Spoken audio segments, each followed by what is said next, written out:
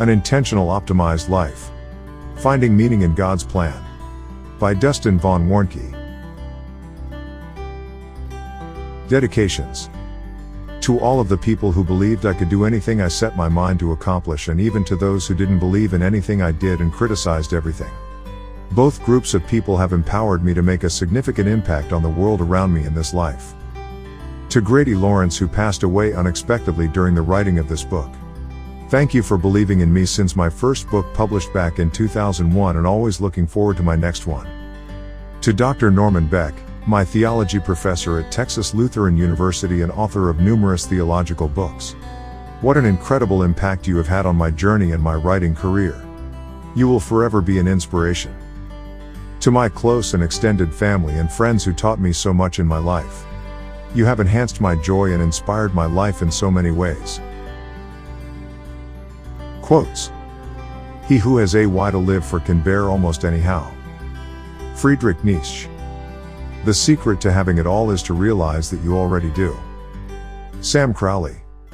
The ultimate measure of a man is not when he stands in moments of comfort and convenience, but where he stands at times of challenge and controversy. Dr. Martin Luther King Jr. Opportunities are never lost. Someone will take the ones you miss. Andy Rooney. It is not the critic who counts, not the man who points out how the strong man stumbles, or where the doer of deeds could have done them better. The credit belongs to the man who is actually in the arena, whose face is marred by dust and sweat and blood, who strives valiantly, who errs, and comes short again and again, because there is no effort without error and shortcoming, but who does actually strive to do the deeds, who knows the great enthusiasms, the great devotions, who spends himself in a worthy cause, who at the best knows in the end the triumph of high achievement, and who at the worst, if he fails, at least fails while daring greatly, so that his place shall never be with those cold and timid souls who know neither victory nor defeat. Theodore Roosevelt, Citizenship in a Republic, speech delivered at Sorbonne, Paris, April 23, 1910. Acknowledgements. A lot of time has passed since I first wrote and released There Is Power in Living, my first official paperback book, in 2001. A lot of changes have come in the world and also in my experiences in this world as well as my philosophy. Back in 2015 I had an external hard drive fail and I thought I had lost the manuscripts of my first 3 paperback books I wrote during my final years as a student at Texas Lutheran University. The cloud-based file backup service I used recovered these files and I was re-inspired to write what you are reading now. More than 20 years later after that first book I wrote saw the light of day, and with numerous blogs, articles, ebooks, videos, podcasts, TV shows, radio appearances and more under my belt, I felt ready to tackle the subject of life and what it means to be a follower of God and Jesus Christ again. When I went through the process of tackling this project, I worked as a marketing manager for an e-commerce retailer, and much of what I did was branding optimization to increase sales conversions. That inspired me to look at how I could optimize my entire life instead of just business processes, and the title came to me naturally. Many thanks and blessings to all of you who have been with me through this journey and those who supported my purpose to provide significance, meaning and purpose to people that read my words. Through all I have been through, I feel like one of the things I was put here on earth to do was to write articles, author books, and create other content that encourages others to do what they do best in their journey. My goal is for you to live your best life now. A prayer of thanksgiving and empowerment. Thank you, God, for all that I have had, for all that I have now, and for all that I shall have in the future. I realize that is it by your grace and mercy, not by luck or chance, that I am blessed beyond measure. This is a unique day that you have made, and I will rejoice and be glad in it, no matter what odds I face. I pray for your light to shine into the darkness of this world. May I be a beacon of hope in all I do by your will and plan. In Jesus' holy and eternal name, I pray. Amen. Chapter 1. Who You Really Are. It took many years of discovery, self-discovery, introspection and prayer to come to the realization that we are unique expressions of the Creator who created us. We are expressions of God's love, and love is the most powerful force in the world. Many near-death experiencers who have literally died and seen the other side and came back to tell us about it will tell you that God is not a person or thing but an eternal being that is an incredible clearness of forever, and that God is literally made up of love. We are created into this world by love, and many have believed over the years that we are governed by two forces, love and fear. As infants, we are born into our physical world with only two fears, the fear of loud noises and the fear of falling. The rest of the things throughout life that we fear are learned and developed. That all being the case, one can realize that an infant is an expression of love from God, a creation of love between two people resulting in the creation of life through love. As an adult or even a young person reading this, you are still that gift of love to the world. There will never be another one of you in the history of the world we live in, or the universe for that matter. You are as unique as they come, and you are loved more than you will ever know. To further prove that point, I will borrow an illustration from the great motivator Les Brown. You were chosen into existence out of 400 million sperm. 400 million possibilities, and God chose you. As the Bible says, you really are fearfully and wonderfully made. Don't miss this. 400 million is a pretty large number, which means you, a unique creation of the universe from the power of love, the most powerful force in the universe, are very special. Another Les Brown thought, we are all born an original. Most of us die a copy. You are created as an original format with unique DNA and features that only you can possess. You are an amazing creation and should be regarded as incredible. So don't waste your life trying to run someone else's race. Run your own. Be your own competition. You are an original after all. Never duplicate someone else, and don't let someone else duplicate you. We are all extensions of God in the way children are extensions of parents, and, as a result, that makes you extra special. Are you an extension to the bloodline of the one who created the heavens and the earth? Yes, you are. Add to this the simple and indisputable fact that there has never been a moment in the history of the universe that God hasn't loved you for who you are. There has also never been a moment that you have been loved any more or less than you are loved by God, in God's infinite wisdom, right this second. Your kindergarten art is on God's fridge right now. God has always deeply loved you, and nothing you have done, do or will do will ever change that. If you are hurting, God wants healing for you. If you are joyous, God wants to laugh with you. God wants you to live a life of purpose, meaning and significance every day, because God wants the best for you. That is a fact. That, my friends, is who you are. And in this life, we are tasked to find who we are and live out that purpose through meaningful interactions with those around us as well as the environment we are in. Don't twist or distort the simplicity of this. Love is the power that should govern your life. Joy should be the currency that counts. To this point, if people realize that ultimately there is no death, in the spiritual sense, only life that continues, and, also, that we are all interconnected to each other, that no one is an island unto themselves, it would be a different world and, I venture to think, a better one at that. If you get nothing else from this book, know you are loved by a power greater than you, a power that created all of this, and know that you matter and that the world is a better place because you are in it. You make a difference, and your life counts for something in the big picture, and your life matters greatly in the grand scheme of what you were created to do during your time on earth. Chapter 2. Purpose, Meaning, and Significance.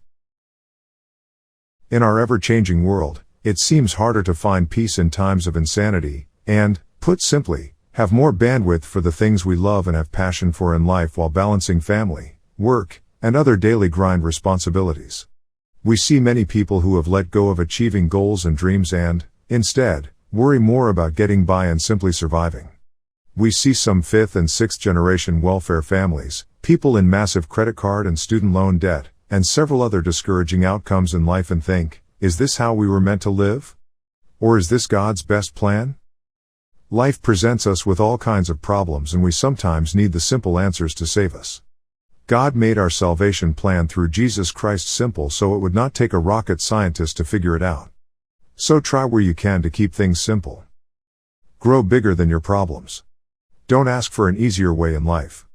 Instead, ask for the tools to play the cards you were dealt better. These tools are most likely already somewhere deep within you.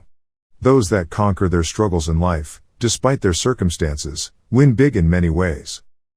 Life was not designed to be easy, so don't look for the shortcut or easy way around the issues you face. Go head first into the arena with your problems and conquer your demons in life with a warrior mentality. After all, you have the creator of the universe on your side.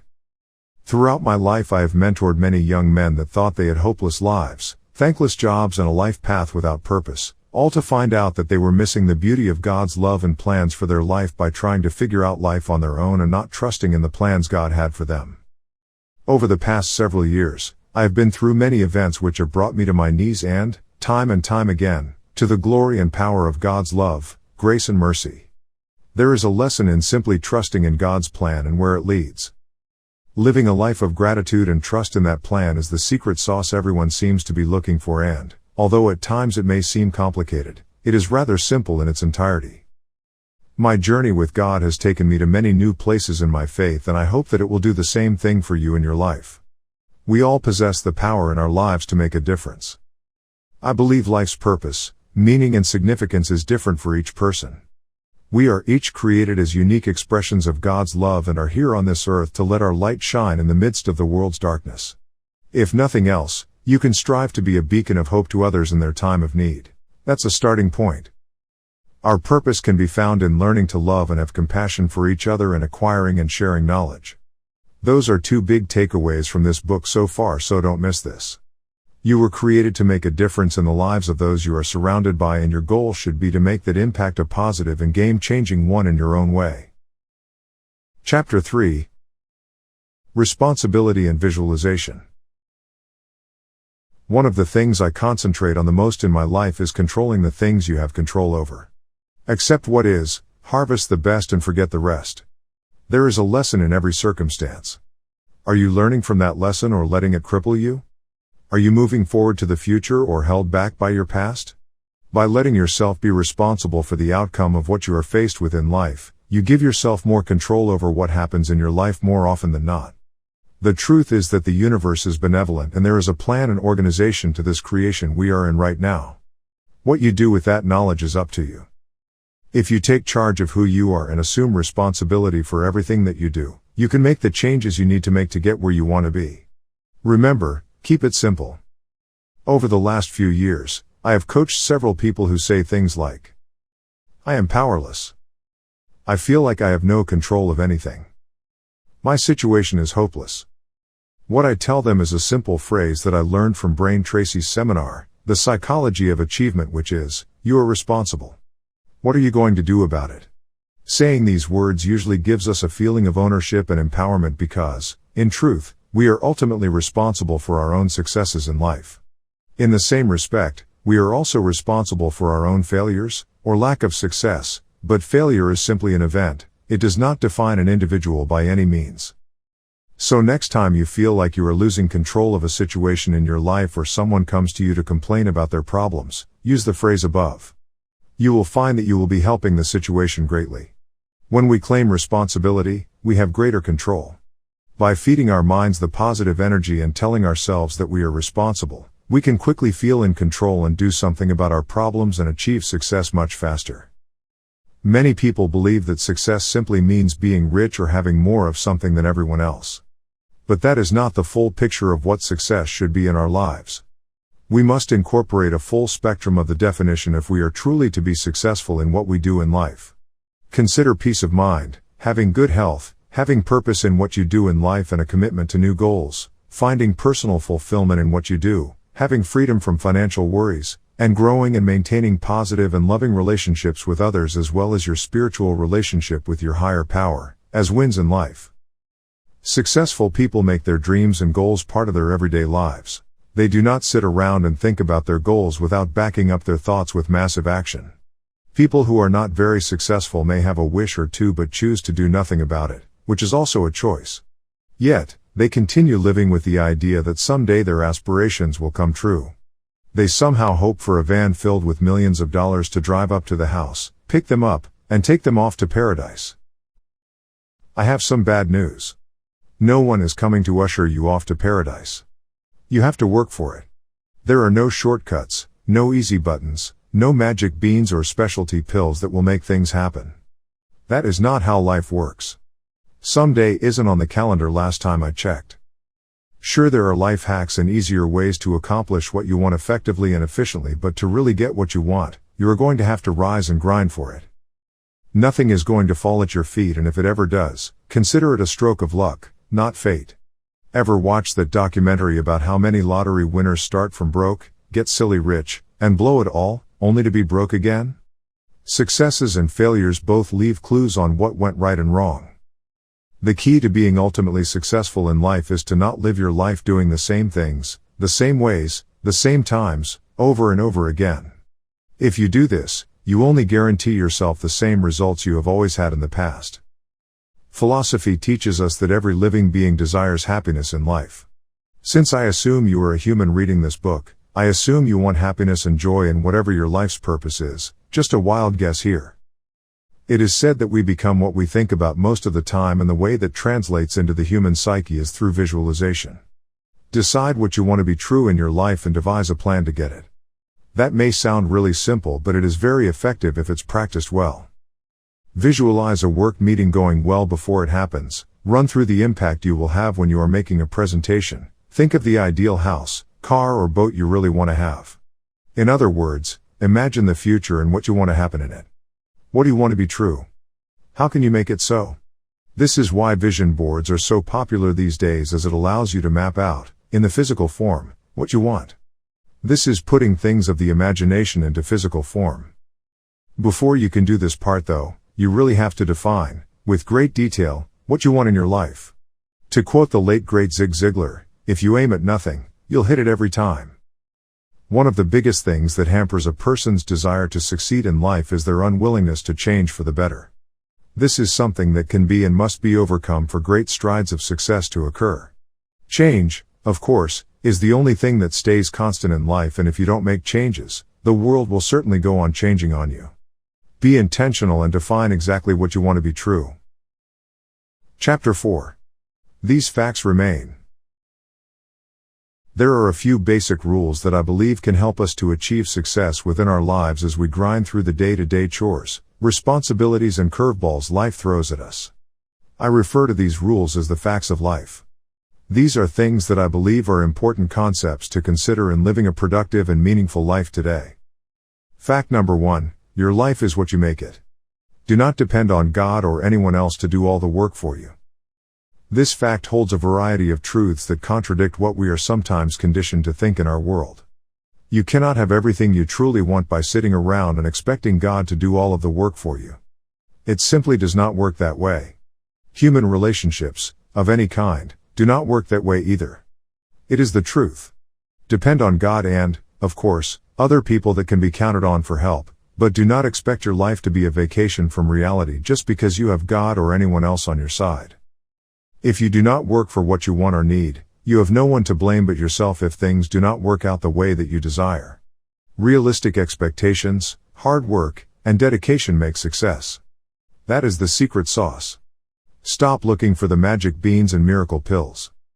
Fact number 2, even though people can be rude, inconsiderate, and careless towards you, be the role model and base your actions on value and what is true reality.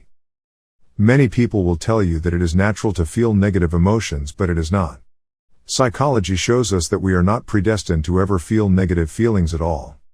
We are taught to feel negatively from the experiences we have in this world. Therefore, responding positively to negative situations will make you a winner more times than not.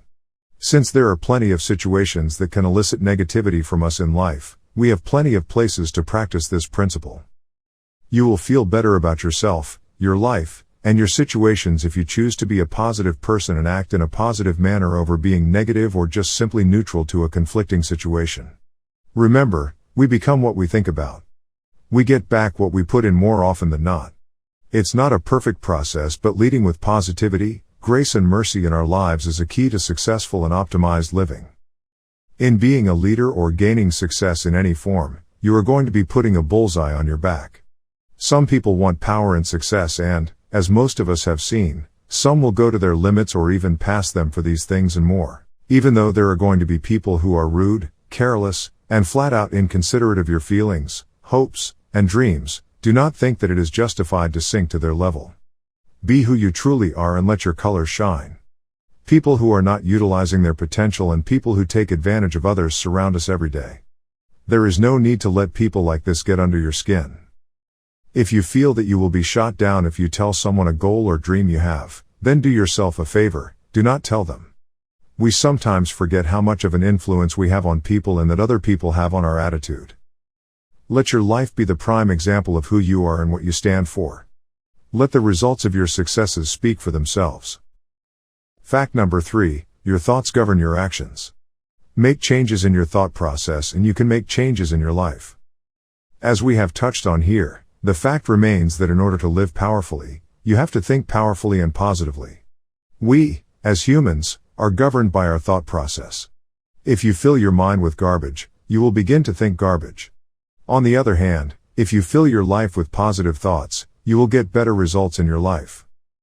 You have to filter out negative perceptions and find out what really matters to you. Your thoughts govern your perception, which, consequently, govern almost everything you do. The way you think is reflected in the way that you act. If you have a negative attitude about something, you can rest assured that your actions will not be fulfilling to your needs and desires.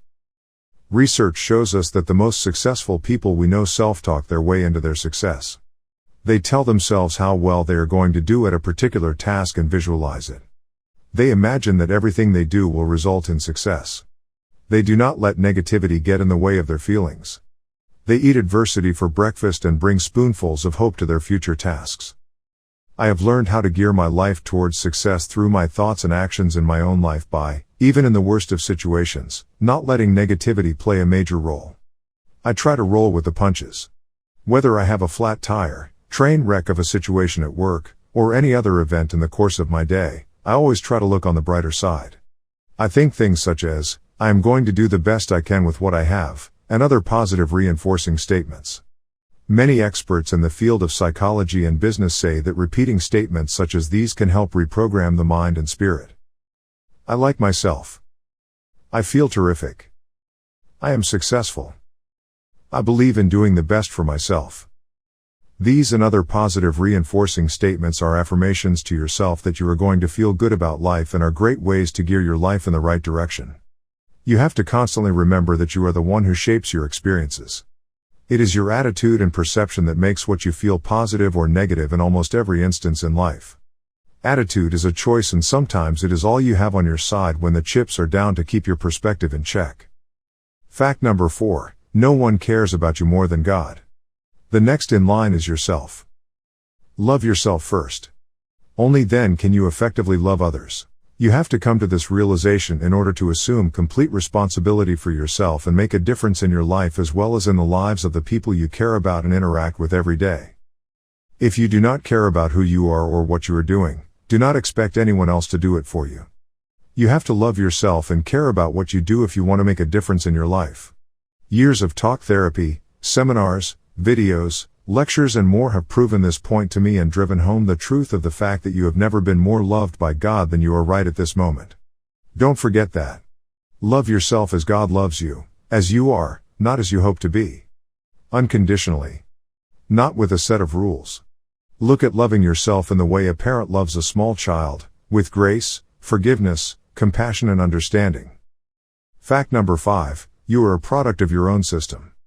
Your system gains your results. You are a product of many things.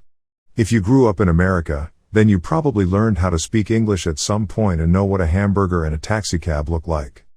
You have been influenced and shaped by the things around you. Your system in life, the way that you live and the sum of what you do, gains your results. If you make changes in your system you can, and most likely will, make changes in your life. As Albert Einstein's old adage goes, if you do the same thing over and over, you can almost always expect the same results. Identify your system. What is your routine? What does it do for you and why?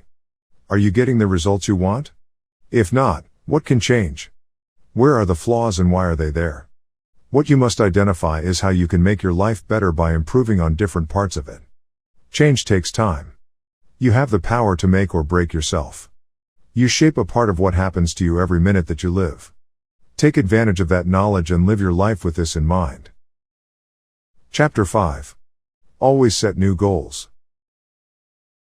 When you go to a grocery store, do you always find the highest quality product at the lowest price? Usually not. You normally have to spend the extra money for the best of the best products in the selection. This also holds true in your efforts towards achieving your goals. You have to put forth the extra effort into your striving for success before you gain the highest quality results. It takes the power of God, the strength of your spirit, willpower, dedication, knowledge, and determination to get the job done. Also, find immense amounts of love, compassion, and caring in what you do. If you love yourself and also love what you are doing in your life, that's a win in and of itself. Do not tell yourself how much you dislike something or someone. Negative thought processes can destroy so much so fast. Instead, find where things can change and what you can do to change them. We are truly only powerless and hopeless when we allow ourselves to be that way.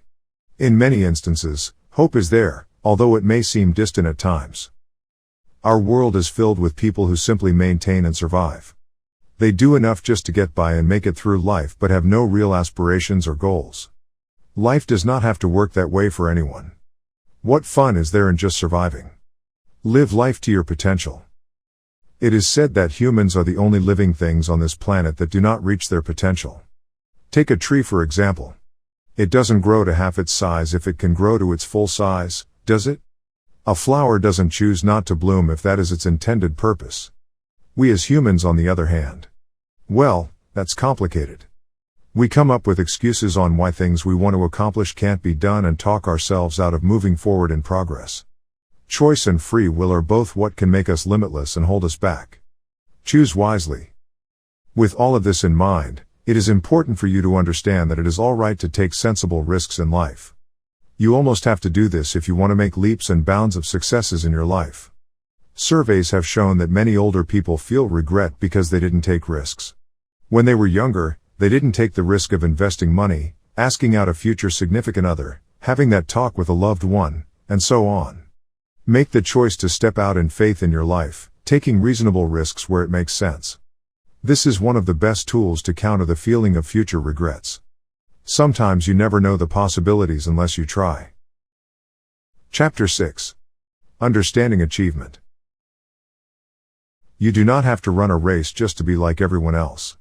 What we all must do is put our lives into perspective and accept ourselves, both the good and the bad, as we are, not as we have to pretend to be, because God accepts us the same way.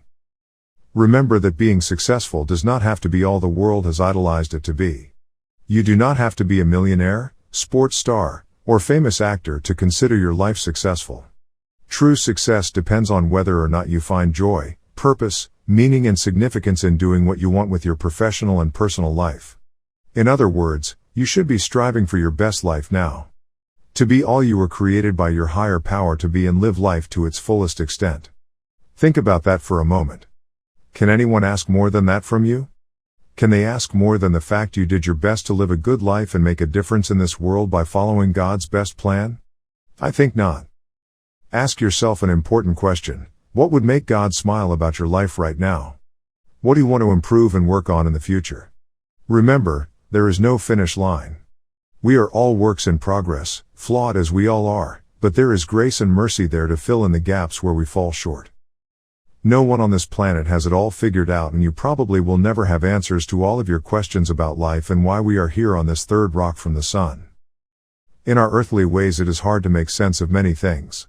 But when we accept what is and live in the now, taking one day at a time, enjoying one moment at a time, and as it says in the Serenity Prayer, accepting hardships as a pathway to peace, achievement becomes a journey of growth and self-improvement and discovery.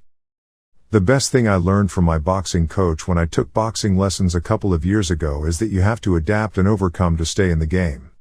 After all, as Mike Tyson once beautifully said, everyone has a plan until they get punched in the mouth. As adults, life has most likely punched you in the mouth once or twice, or at least thrown you a few curveballs. How we respond, not react, to a situation is how we can measure our adaptation to what happens to us. Your resiliency says a lot about your character. Chapter 7. Give yourself control of the things you can control. You have the power to do many great things, but in order to do them, you have to give yourself permission and overcome your obstacles. Usually the bigger the goal, the larger the obstacles to get around, go under, over or through to achieve it. Expect that to be the case for whatever you want to achieve in the future, and you will have a greater chance of getting what you want out of life. You have to believe in yourself, have faith in your higher power, and use the resources around you before you can receive and achieve anything lasting in your life. This involves giving yourself control over your dreams and desires. Many people fail to do this and find themselves stuck in a nasty rut. They think that they are not good enough to deserve anything better for themselves and, consequently, never get anything better in return. Here is the law of cause and effect at work and, along with it, the law of attraction. If you believe positively and give yourself control over getting what you want and need out of life, then you will find that you will be much more successful than when you hold yourself back with self-defeating thoughts. Thoughts can indeed manifest into things if we visualize them, and it works for both the positive and the negative. Where your focus goes, so there goes your energy and efforts. Give yourself control over what you want to do and don't let anyone take it away from you. We find many people who blame their problems on stress, medical disorders, or a variety of other things, but many of their pressing issues are simply because of control issues. Yet, by letting ourselves practice self-control in our lives and the various parts of it we have control over, we give ourselves responsibility and, eventually, a new sense of accomplishment and self-worth. Think of it like this: short-term fixes or quick solutions can many times lead to long-term problems. In some cases, it's like putting a bandage strip over a large gaping wound. It may seem to fix the issue for now, but you still have a bigger problem later. It works the other way as well. Longer-term fixes can be a solution to shorter-term problems. In other words, stop looking for the quick fix. There is no easy button. Life wasn't designed to be easy, so the search for shortcuts and hacks for long-term success is a fruitless endeavor. Therefore, the lesson here is to embrace the present moment and take your life one day at a time, living intentionally and mindfully. Chapter 8. The Enemy of Doubt. One of the greatest obstacles we face in life in respect to living an optimized life is self-doubt. This can come from our self-talk and internal dialogue that we all have inside our minds. Ponder this for a moment. What if the great minds of our history gave up their innovations because of doubt? What if Mozart simply quit composing because he, or someone else, thought it was not good enough? What if Einstein threw his theories out the window because others constantly doubted him? What about Edison and his inventions? He failed more times than most people try at anything. But he adapted to his circumstances and found what worked, despite the negativity he faced. Many other great minds have done this as well, and those are the names history remembers. You have to overcome your doubt and the criticism that others throw at you. If you want to have the best, you have to take out the trash in your mind and spirit by, once again, getting rid of the negative things that hold you down. I will be the first to tell you that getting rid of all negativity and only keeping positives inside your mind and spirit is nearly impossible with the world we live in today, but strive to do your best in doing so. Feed your goals and starve the negative influences.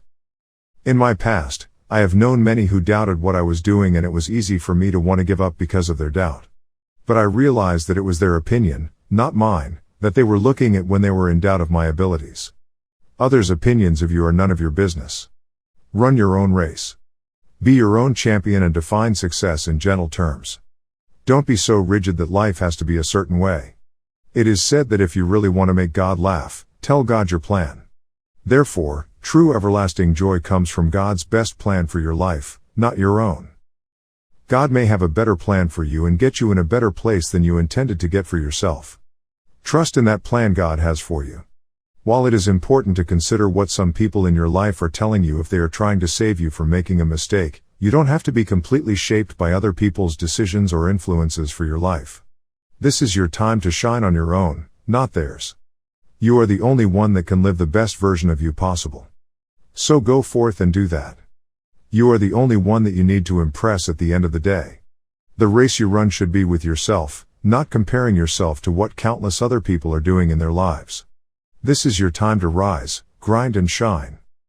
At times, it is easy to make generalizations such as, no one cares about what I am doing and why should I continue trying? When you let stinking thinking take over your psyche, it is a spiral to the bottom, to a set of friends that frequently throw pity parties and talk about how awful they have it. Rise up. Don't get stuck in that rut. Put trust in your own decisions and know that you are the only one who can accomplish what you personally want. Many will agree that God is always there for us, but how many times do we fully trust God in all that we do? Many times we do not. Instead, we try to take the full load of our life's toils and burdens on our own shoulders. We tell ourselves, hey, I can handle this. I will show myself and the others around me that I can do it all by myself. And many assume this role of self-reliance and independence every day. They say, I can't trust anyone else, so I guess that I will just have to do this all by myself. Realize that God is there to help you always, not just when you need it or want it. Use your faith responsibly. You do not have to do everything yourself. There is most likely a great community of resources in the realm of your existence that can help and guide you. Don't shut yourself off from this help. When you try to do it all on your own, you are probably going to find yourself complaining about why you cannot do it all by yourself in the first place and eventually approach burnout and loss of desire and passion to do well by doing good. It is comparable to playing a team sport such as soccer, basketball, or baseball all by yourself against a full team of professionals. You are going to find yourself doing all of the work in offense and defense but probably not win the game in the end. Allow the power of God and other people to help you, but don't live off of the opinions of others. You are unique, special and chosen to make a difference in this world and accomplish great things. Live in that empowerment. Chapter 9. Getting what you want in life. You are never given a wish without also being given the power to make it come true. Richard Bach, from the book Illusions. As there are many ways to be successful in the world and there are also many more ways to be a failure. Most would agree that there are no real free lunches out there. You have to pay a price to win and get what you want in life. I have sold to eat most of my adult career in direct sales and marketing career roles. Getting the results I wanted wasn't easy by any means, but I learned systems and worked pathways to get the results I wanted. Once you figure out your system, it's a process of rinsing and repeating the steps that achieve the desired result. 2 things I have touched on in this book so far that have landed dream jobs, side hustle wins, relationship successes and other gains in my life are the law of attraction and personal development. When we visualize and ask for what we want and freely accept it as if we already have it and also work daily on ourselves, both personally and professionally, good things come to hunt you down more frequently instead of you having to go chase them into the wild. You attract what you think and feel in life, whether you like it or not. It's a simple fact. Don't like the results? Change your thoughts, feelings and subsequent actions. Buildings full of books and countless videos, podcasts, articles, blogs and more have been done featuring this spiritual truth. We are made up of energy. To get what you want, you have to use your energy the right way in the right places to make things happen. You don't have to be rich and famous, super sexy or extraordinarily brilliant to be reasonably successful. You also don't have to bulldoze your way through life hurting other people to get what you want. Assertiveness for your goals is key here, but aggressiveness isn't necessary. Play on the offense. Happen to life. Don't let it happen to you. Don't let the world win the battles you face by dumping garbage on you. Be on your toes, not your heels. You are the lead character in the narrative of your story, after all. Don't let anyone else play that role. Be bold and strong. You are more capable than you think. Believe in your own ability and value. Don't seek this from other people. Be a strong independent force of the best version of you that you can. Manifest and bring the heat to this mission every day. Remember, life gives you what you deserve, not what you want or even need. That is the way it was designed to work. You can ultimately only reap what you sow. Chapter 10. Short-term gain, long-term pain. We've talked about the concept of short-term pleasure or bandages over big wounds equaling unpleasant long-term consequences. We've touched on lottery winners hitting the jackpot and losing it all, ending up in worse shape than when they started. Here's a personal example. When I worked at a vacation resort my sophomore year of college, I will never forget this one man who walked into our office with a large briefcase and 2 of his friends. He explained to us, rather openly, that his mother had won a few $1 million from the lottery in the state he resided in and he was touring the country, spending his share of $50,000, the portion he received of her winnings. The man asked if he could store his money in a locked box in our office. He acquired a safe and stored his money in his room instead. Now the thing that made this situation so awkward and, at the same time, unfortunate, was that this man had $50,000 and he told us that he was going to spend every penny of it until he was back to where he was before his mother gave the money to him. He paid for everything in cash and was not afraid to let other people know what he was doing, squandering away every last dime like a drunken sailor. Years later we have documentaries about lottery winners that won big and then lost it all, with the money running through their hands like water, all because they didn't have discipline and any sort of plan for their stroke of good luck. In some cases, winning the lottery like this has ruined people's lives instead of making their future lives better. They think and say things like, "Why save money or any other resource if you can enjoy it now and have fun with it?" Many sociologists have discovered that this is one of the main principles that people who live in poverty base their actions upon, and it is a shortcut to being broke with no plan. After all, it is said that broke, desperate and stupid are three brothers that live together. We see many Americans get into and stay in poverty situations, and Jesus' recorded words were that the poor would always be among us. This has proven to be true. Many people think they will find security and freedom in money, but it is simply a finite resource that must be taken care of responsibly, or it will indeed flee into nothingness. Money lacks morality. Like a computer, money only does what you give it power to do. Nothing more. It is said that money is a great slave and a horrible master. There is a lot of implied truth in those words. As humans, many times we want immediate gratification for what we win or earn for ourselves. Would it have been wiser for the man that had the $50,000 to save the money for a rainy day or do something better with it, like invest it in the future, instead of simply squandering it all on himself? As the song from the movie Crazy Heart goes, "It's funny how falling feels like flying, for a little while." Remember, life doesn't give you what you want or even need, life gives you what you deserve. There is a lesson in every situation and circumstance. Look at the long game, the marathon, not the sprint. Don't get caught up in the hype of what the media tells you is popular and trendsetting. Run the long-term grind for what you want and save and invest your resources along the way. Many fools squander everything they have and then can't help anyone, not even themselves, in the future. Proverbs 28:20 says that he who hastens to be rich will not go unpunished. There are gobs of truth to this statement, and I have seen the outcome of the get-rich-quick mentality time and time again. It's not glorious. My point here is that there is no shortcut, no grease slide to the sweet spot below. It is worth the cost of the time it takes to do it the right way. We all know that few real success stories happen overnight, and, for the times that they do, they are usually short-lived. The long game is also where we grow the most and where changes last. Consider good barbecue like we have here in Texas and around the southern United States. It is most successfully made low and slow with low heat and slow cooking time. Rush the process and your dog might not even eat the resulting food you produce. Success is a process. Don't forget to enjoy the feast of the journey. You and your efforts are worth it after all. Chapter 11. Imagine the cup already broken. Along with accepting reality as it is, not as we would have it, keeping the philosophy of impermanence in your mind and heart can also aid in a meaningful and fulfilling life. Take an object like a coffee cup and realize that one day it was created and one day it will no longer be in existence in that form you see it in now. Imagine it already broken into pieces. Eastern philosophy says that everything that is created must eventually be destroyed, and looking at the ever-changing world like this helps us let go of attachment to material things and focus more on what really matters in life. Another look at this life view is to recognize that when you buy something new, it is only new the first day. After one day, it becomes used. That is why you will probably never see me buy a new vehicle. It isn't because I can't afford it. Sure, you can keep something in good shape and looking like new, and I encourage this, but keeping something new and perfect is an illusion we are sold in this world. It's only new for one day after all.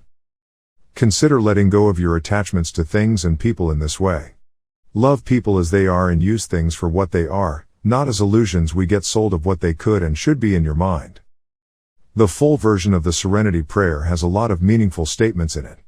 It is a prayer that is spoken, although many times abbreviated, at Alcoholics Anonymous meetings, and one of the key parts that hits home with me is living one day at a time, enjoying one moment at a time, and taking this sinful world, as Jesus did, as it is, not as I would have it. These are statements I try to live by to live a more fulfilling, purposeful life every day. The one truth of life I have found quite meaningful is that all you really have is the present. Now, what is? The past is gone and, though remembered, must be left behind us. The future is ahead, but it isn't here yet. All you really have is today, the present, and even this exact moment in time that you and I are sharing in these written words. Tomorrow is never guaranteed. Living with mindfulness of the present moment in time, what is right now, is sometimes challenging in a world that sells us illusions that we need more to be complete, but the truth is that you are already complete. You are a wonderfully made creation that is here on earth to make a difference in the lives you share and around you. Don't miss that. There will never be another moment of time like this. Every day is a day of unique opportunity to make the world around you a better place if you recognize that is so. Most of the time in reality though, we are daydreaming of what will be or reliving what was. That is just our evolved human nature. Live intentionally in what is, the present moment, right now, and enjoy this immensely. After all, there'll never be another day like this again. Chapter 12. Life is a Symphony. One of the main points I want to drive home in this book is that life is worth living well, and it is up to you to make the most of the cards you were dealt, the circumstance you were born into, and the life you have now as a result. I certainly cannot heal your past or promise what will happen in your future. As my grandfather Kermit Father Warnke would often say, you can't unring a bell. What has happened to you cannot be undone. What you do with what happens to you now and in the future is your choice. Choose wisely. Since his early grade school years, I have reminded my son Jackson to make good choices with his circumstances so many times that his teachers at school would echo my statements to him every time he chose unwisely. That is one thing we have in life, no matter our circumstances: free will and choice. Most would agree that what you choose in your attitude and perspective in life says a lot about you as a person. Are you someone that people look forward to being around, or someone that people avoid like the plague? Do you bring hope and love in your interactions with yourself and others, or drag around the same old negative story about same crap, different day? I am not saying you have to be positive all of the time. Most everyone has good and bad days. What I am saying is that your introspection and outlook on life is many times very contagious. But, again, this is your choice and only your choice. Make good choices in what you feed your mind and body, because the diet of which you feed yourself will also feed your interactions with those around you. They deserve a positive shot in the arm. I have a musical background. In fact, I was classically trained from middle school through college and have a bachelor's degree in secondary music education. Music was my major at Texas Lutheran University when I graduated in 2002, a year after I published my first book, There is Power in Living. One thing other motivational speakers and personal development authors have made the comparison to is life being like a symphony. You don't enjoy or even appreciate the high positive sections of a piece of music without going through the low sad sections. Together they are an art form, each to be appreciated in their own way. So many times our world thinks there is an easy cure or quick fix on the horizon, when true change takes far more time. Think of the microwave versus the crock pot and the quality of food each produces. Both have properties of heating and cooking food, but would you make barbecue with a microwave? No. Happiness is temporary.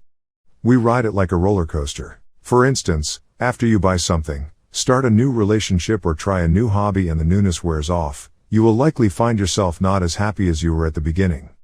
This is normal and has probably happened to all of us that have lived for any length of time. Joy, however, should be the ultimate goal. To feel everlasting joy in all circumstances, not the thrill of happiness, is what I measure the quality of one's life by, along with the positive impact one has on those they touch with their lives. Remember, all of this is temporary. 100 years from now, your problems will not matter.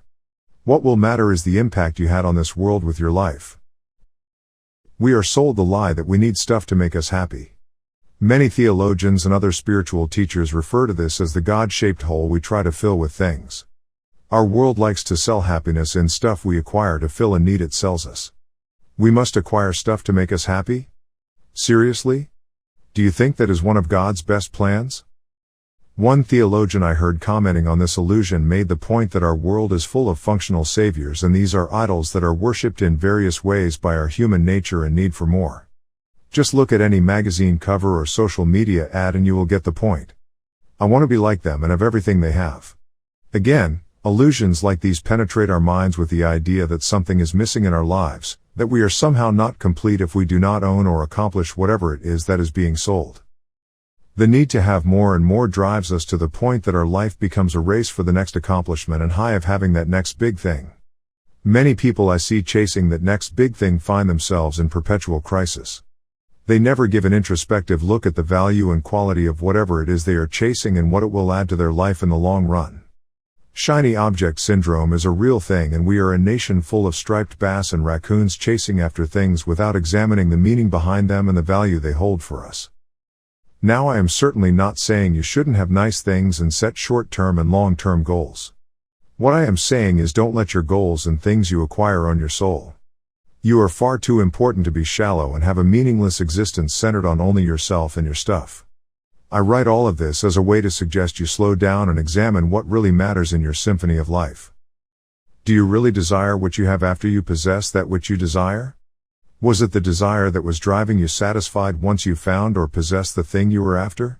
These are important questions to ask ourselves, or we will end up playing the famous game, I'll be happy when I. It is said that he who lives by the crystal ball eats glass, and I cannot tell what your future will look like. I can tell you that there will probably be some good times and some hard times, but the hills aren't as great without the valleys, and life lessons aren't taught and learned from everything being perfect. It will never be perfect. So embrace what is, as it is, where it is, and play the game of life well by making good choices with your free will. Chapter 13.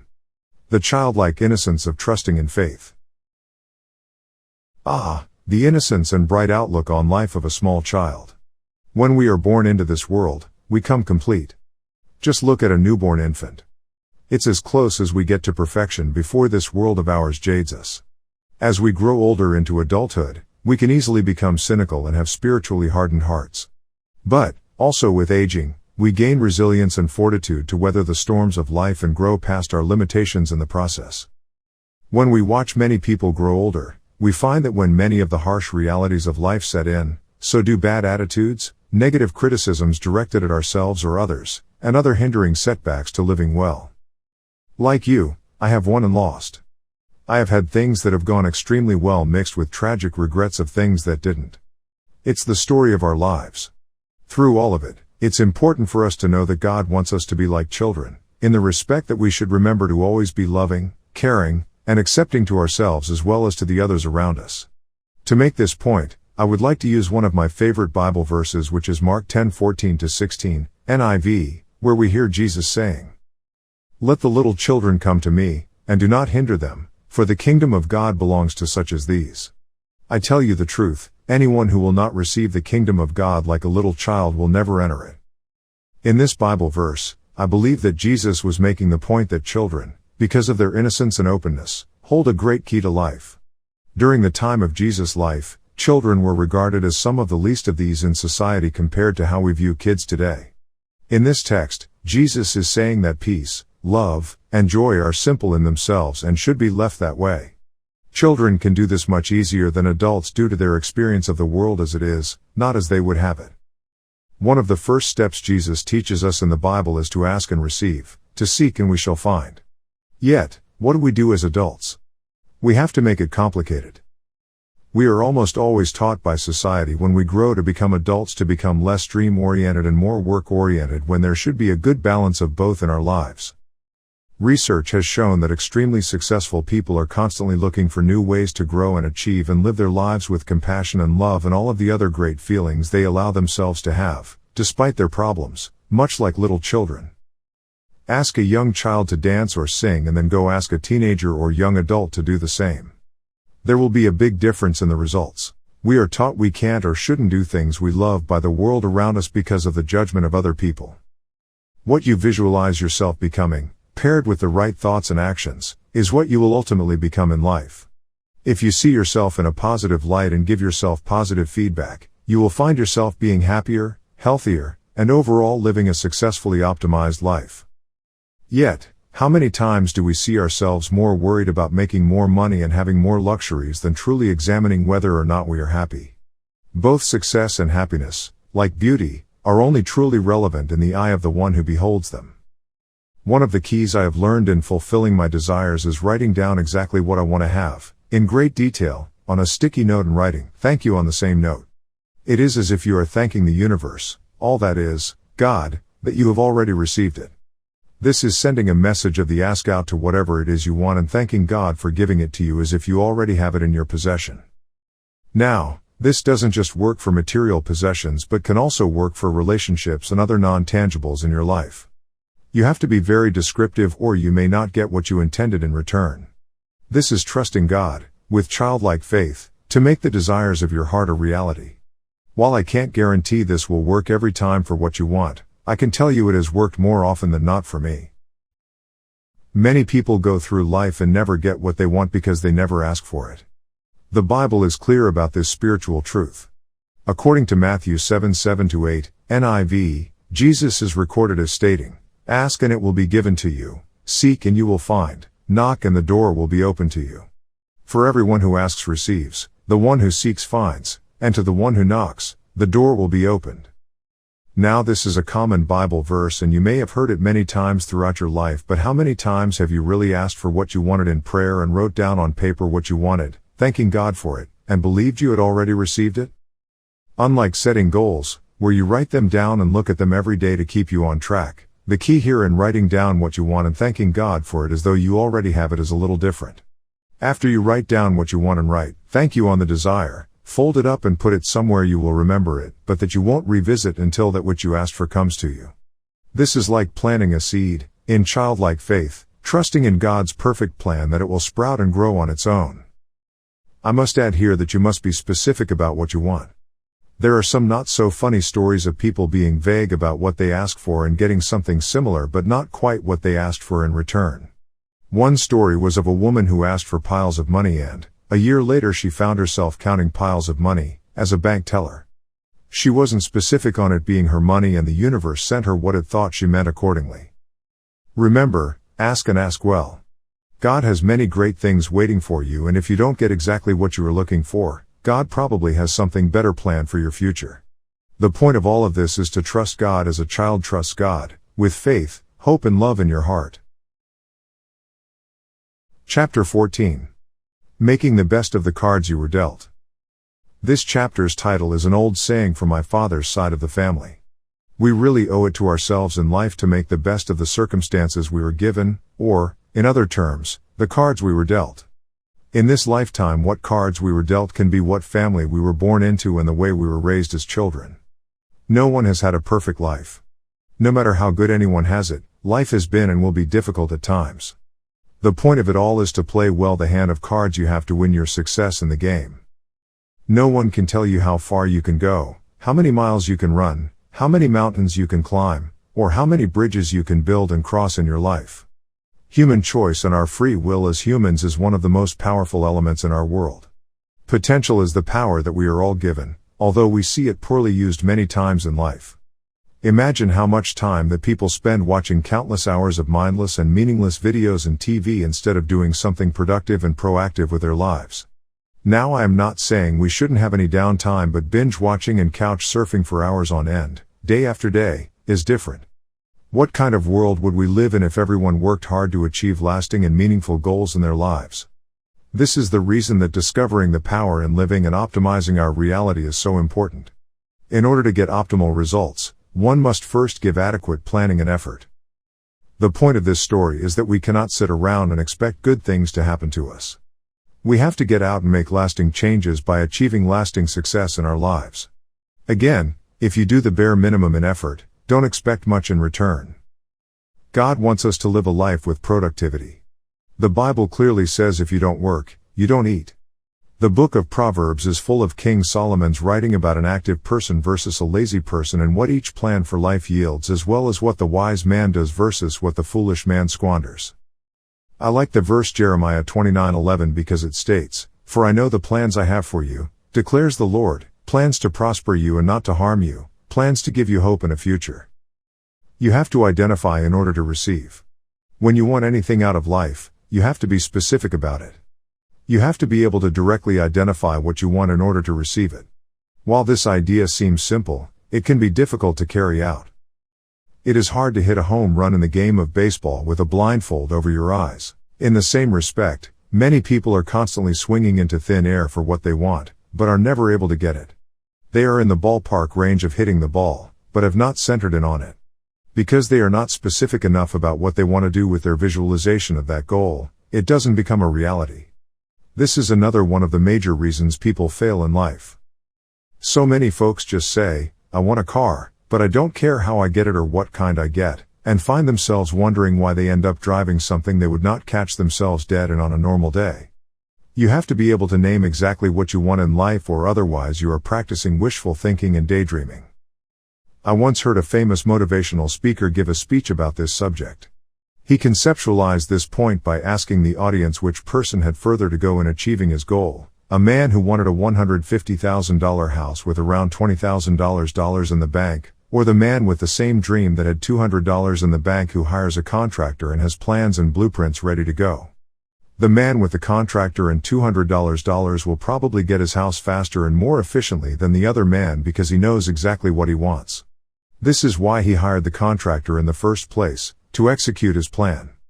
He already has a specific idea of what he wants and what he will have to do to get it. When you begin thinking about this analogy, it can be applied to your life in almost any circumstance. When you know what you want, you will almost always get it faster than if you are unsure and vague. It is crucial for you to research, poke, prod, and investigate decisions if you have questions about things. Do not be afraid. Be fearless in all ways. Living optimally, intentionally and purposefully means that you have to give yourself permission to be strong, able, and educated in the decisions that you make and responsible enough to follow through on what you decide. Even many of the most successful people in our world have lost countless amounts of time, money, and other resources from poor investigation. Also, do not be afraid to be decisive. This, again, relates to being confident in what you do in life. Do not wait forever to make a decision, especially a major one. Develop the discipline to act on your own intellect, not mere impulse. When we are indecisive in our thinking, it is very easy to lose potential in our actions and other resources. Many of our possibilities in life may be wide open, but we have to be assertive with what we want and also have the knowledge to get what we want. If you do not take action, you will never know the possibilities. But make sure you act in sensible, well thought out ways.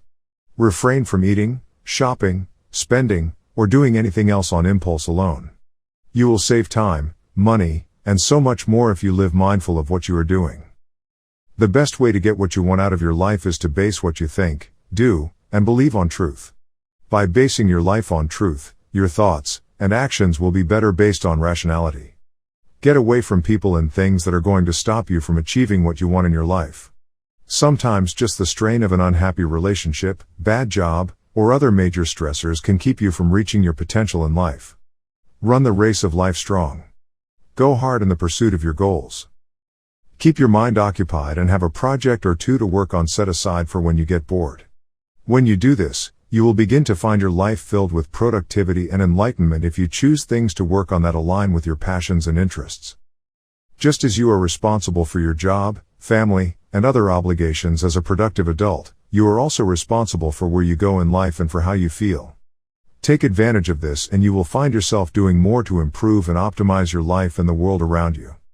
This will cause you to also feel better about yourself and your worldview. As the vintage song goes, accentuate the positive, eliminate the negative, and don't mess with Mr. In between. In whatever you are targeting to change or improve in your life, you have to give up the things that are meaningless to your success in your life in order to get where you want to be. The sad part about many of the people in our world today is that they live by philosophy that what they don't know can't hurt them. This is so untrue in so many different ways. We hurt ourselves when we say things like, "Oh, I didn't know that I cheated on my taxes. I didn't see the stop sign at the corner. I was speeding?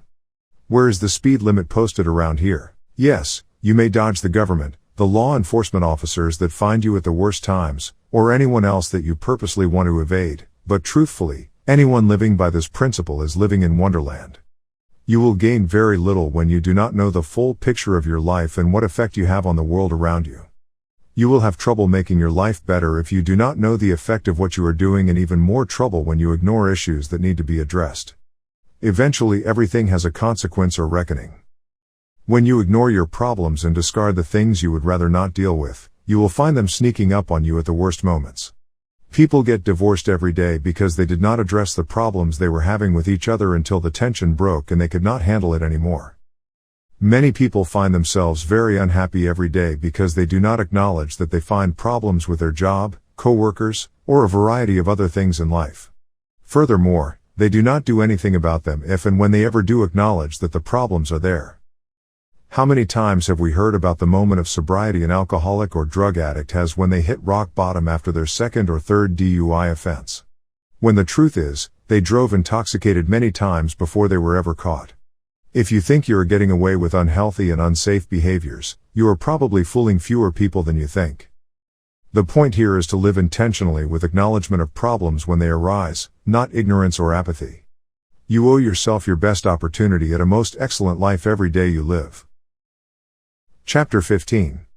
Positive or Negative Decisions and Consequences. James Jordan, in his book The Musician's Soul, states an important point about negative thoughts and feelings. His work states that many times when we feel negatively about an issue, we can fall into mimetic processing. This is in effect what we can also call a cause and effect situation. We have two choices, negative or positive. When we try our hand at something and it does not work out, we can choose to be angry, frustrated and upset, letting a negative mindset take place, or treat the situation with acceptance and love. The path of anger can lead us to self-mutilation, where we begin to beat ourselves up, mistrust others, mistrust ourselves, and do other harmful things. If we choose to react with acceptance and love, we can become more accepting of ourselves, trusting of other people, and begin to treat things with care. Jordan's work brings up the point that you choose the way that you feel at almost any given time. You decide how you respond to things and whether or not you are going to let a situation snowball out of control into a negative situation or, instead, learn to live with it and use it in a proactive way to change things. In life, you don't need to look hard to find people who constantly resist the things in their lives that pose them a problem. Instead, they should be willing to change their outlooks and attitudes for the better and accept their situations as they are, not as they would have them. I find this in marriages, careers, relationships, and numerous other places. The best way to combat negativity and resistance in life is to learn how to be more tolerant, loving, and accepting. The change may be hard at first, but it pays dividends down the road. What I tell most people who want to change directions or shift their lives into a higher gear is that you have to understand that this must happen gradually. Change takes time. Change in the human condition is not something that happens overnight, nor should it be something that is forced that way. It is important to understand that gaining success, as with many things, is a process that must be given time. In the same analogy of driving a car, if we turn to change too fast, we might flip our car and revert back to our old habits. But, if we turn too slowly, we may underestimate where our goals are, and, though we turn and change direction, we miss our goals completely.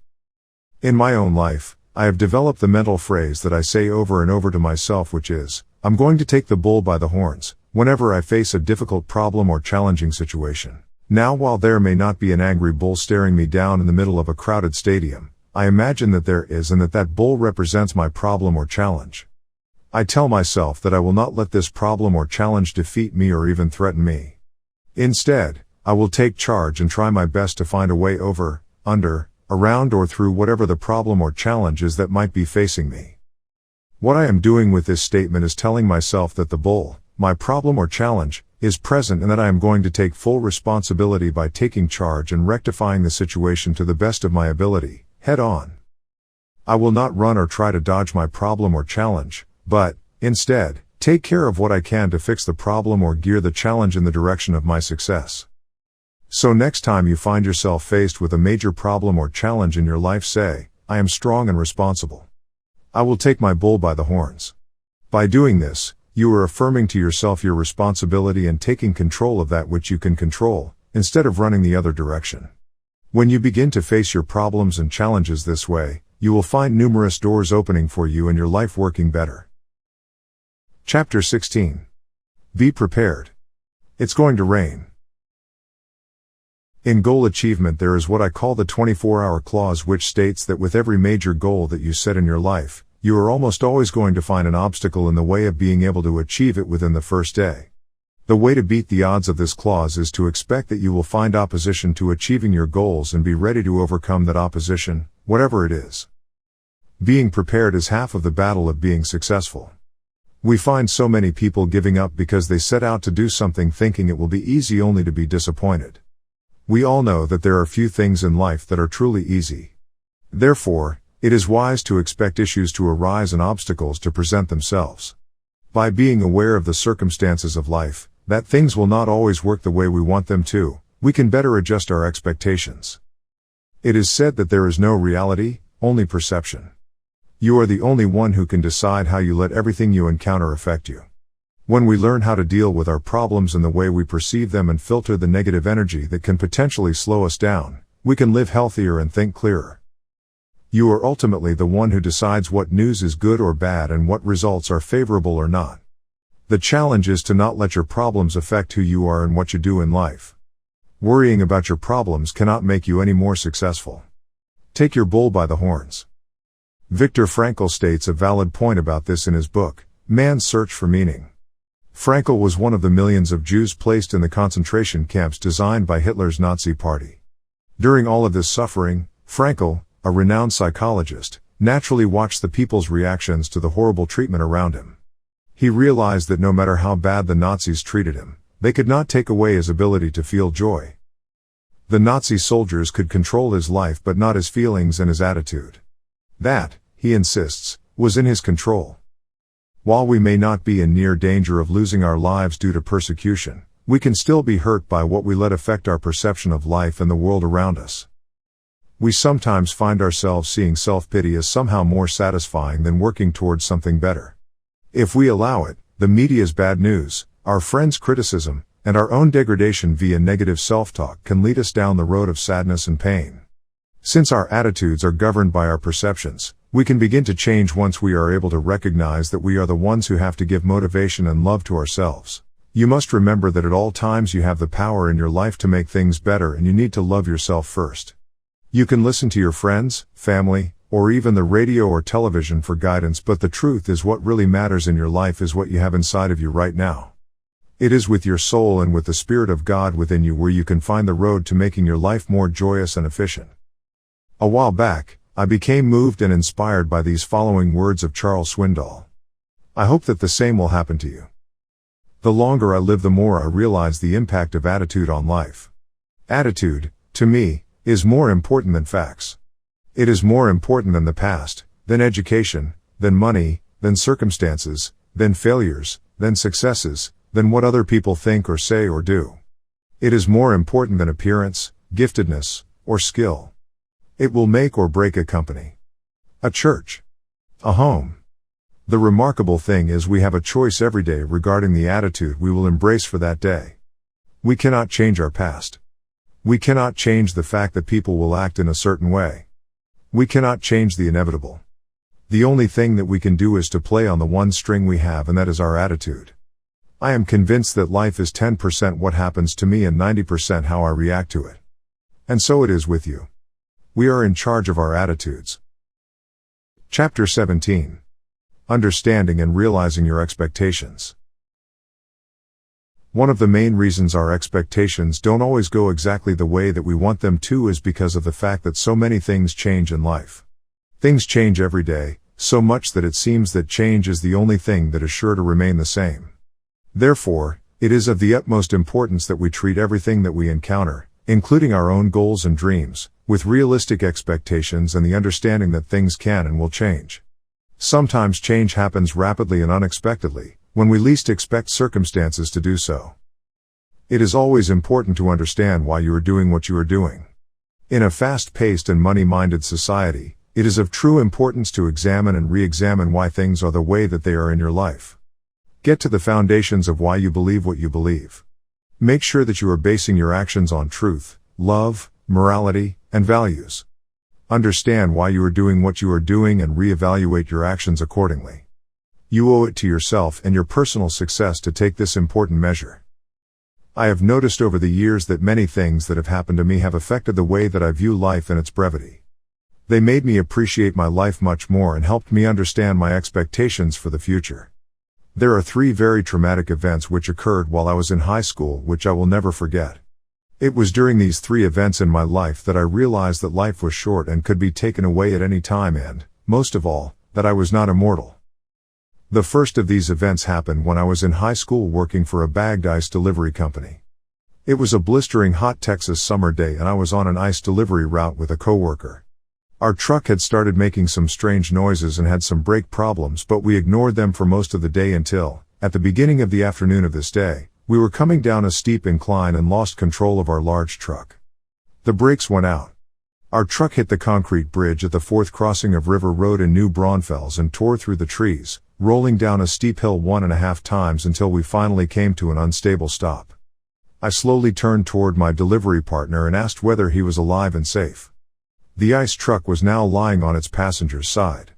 The engine was on fire and the 4 pallets of ice we were getting ready to deliver were all destroyed, mangled outside on the hot summer ground.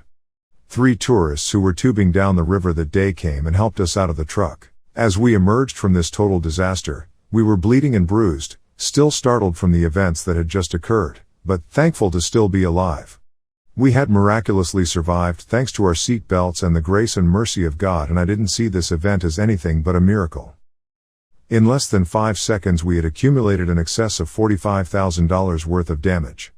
This accident was a milestone in my life. I was 17 years old, a sophomore in high school on summer break. I was rebellious and confused about the world around me. Up until this point, I never understood how beautiful life really was. I was very confused at this point in my life, but that day, everything seemed clearer to me. God spoke to me in a very noticeable way. Seeing my young life pass before my eyes, I have never looked at my life the same way again.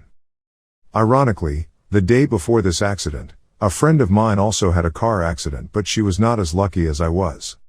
She was driving her friend's truck home from Mexico without a valid driver's license. She was 15. No one in the truck was wearing their seat belts because everyone was asleep, some in the bed of the truck, others in the truck's extended cab. She attempted to stay awake as she drove but ended up falling asleep at the wheel somewhere between the Texas and Mexico border. The truck ran off of the road and wrapped around a tree. Everyone in the truck was pronounced dead upon the arrival of emergency services. It was a tragedy that hit me harder than any other in the past, except for my own wreck that nearly took my life that same week. I will never forget Kelly Kessler or her smile and zest for life. She left footprints in my heart and was, in my view at least, gone too soon. Chapter 18. Keeping it simple. Many times in an effort to stay ahead, we find ourselves needlessly complicating and overanalyzing the true meaning and purpose of life. Indeed, many things are confusing and frustrating. Many of us have busy schedules and workloads to look after. Yet it is the simplicity that keeps us whole and a part of the true power and meaning of life. A topic that we seem to forget in our personal lives is the fact that stress can pull us away from our true self. To relate to this, imagine placing a cookie in a large glass of milk. The cookie may stay atop the milk for a short while, but within minutes it will sink to the bottom. This is an example of what happens to our own spirits when we let the stress of the world take over our lives. We stay on top of what we are doing, but the load soon gets too heavy and overtakes us and we sink. Therefore, it is very important that you find ways to return to the natural tranquility and peace in your life. If you don't, you will find that you will become less of yourself and more of what the stress of the things in your life demand of you. One day I was discussing the role of being a father to one of my colleagues in music who had just recently had a baby with his wife. He told me that before the baby was born he discovered that there was way too much clutter in his life. So he took a couple of weeks to simplify his life. He began to donate things that he did not use anymore to local charities, fundraisers, and other organizations. He threw away the garbage in his garage and any other place that he could find it. What he found, when he did all of this, was that he had too many useless things in his life and that he wanted to keep things simple for his child when he was born. This man taught me a valuable lesson, which was that so many of us live with too much clutter in our lives, both mentally and physically. Face it, if you are not in control of what you are doing in your life, someone, or something else is. Concentrate on creating value in your life through who you are and what you do. It is a good idea to live your life with an emphasis on direction, not just speed. By living with direction, you have a better chance of getting what you want, even if it doesn't come right away. If you live your life with an emphasis on speed, who knows where you will end up? You could be going in circles for all you know. Therefore, it is crucial to live with purpose and direction in everything you do. It greatly upsets me when people tell me that they have stopped trying and cannot continue living in a meaningful way because their life is hopeless. I simply reply with a phrase that my mother told me when I was just a little boy, which is, your life is what you make it. You cannot win a losing battle with your problems unless you are armed and trained to fight them with the right tools. You can gain the upper hand in many challenges you face in life when you allow yourself to have control over the things of which you have control. No one ever said that life would be fair, but one fact will remain the same as long as humanity continues to exist. There always will be problems and struggles somehow and somewhere in our lives. There will always be burdens to carry. But we are never alone. We have a greater chance at achievement in our lives when we accept these challenges. We can choose to ride with the wind, roll with the punches, and do what we can with what we have to be our best. Be flexible and know that God is always working with you. We are reminded of this in Romans 8:28-29, and we know that in all things God works for the good of those who love Him, who have been called according to His purpose. In even the most trying times, we can never let go of the promises that we have been given by God. No matter what happens in our lives, we all must persevere, because God is still with us. We must always remember that God loves our lives, and in order for God to have a lasting impact on our lives, we must trust God in all ways, through everything we do.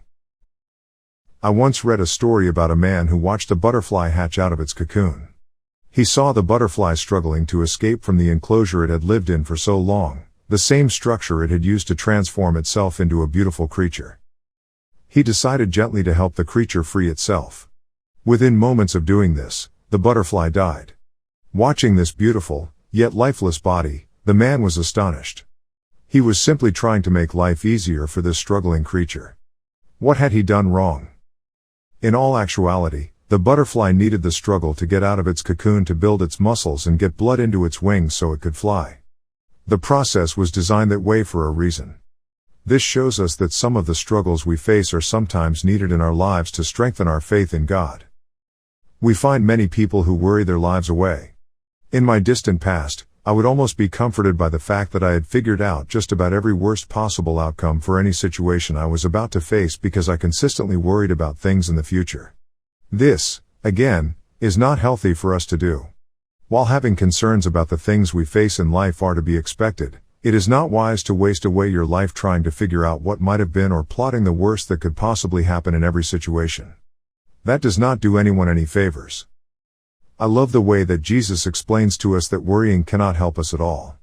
In Matthew 6:25, Jesus states, "Therefore I tell you, do not worry about your life, what you will eat or drink, or about your body, what you will wear. Is not life more important than food, and the body more important than clothes? Look at the birds of the air, they do not sow nor reap nor store away in barns, and yet your heavenly Father feeds them." When we worry about the things we cannot change, we make our lives more complicated and the situations we face even more complex.